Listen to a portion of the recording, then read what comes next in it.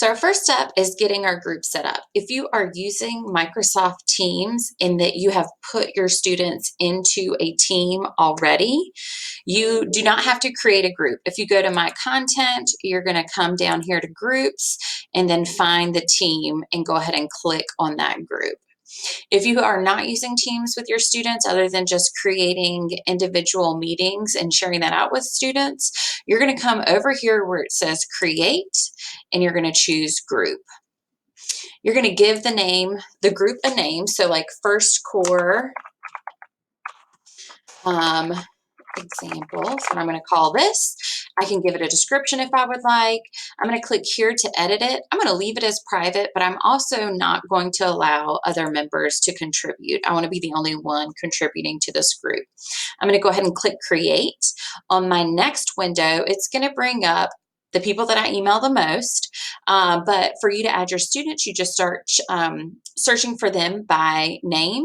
If you have a student who's not coming up by name, you can also search by student ID number. And sometimes that happens because either they might have two last names, or if they have a junior or something like that behind their name, sometimes that'll mess up trying to search for a student. But once you start searching, you'll just click on them and it will add them. You do want them to be members. You do not want them to be owners. You can also, and probably do want to add your principal so that they have access to these videos as well. Maybe your CF or media specialist, anybody that you want to have access to these videos. Once you have all of your students added, and this will be the only time you have to do that, you're going to click add to have all of your students there added into your group. I'm going to click not now just because I'm not adding any members.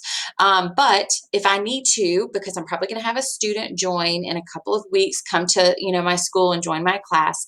So once I need to add a student into my class, I'm going to come back to my group by going to My Content, clicking on Groups, and finding this group for First Core.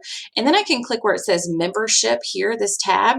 And on the left-hand side, I have the option to add a member. I can just search for them again by last name or their student ID number, click Save to add them into my group, and then I'm all set for my first step.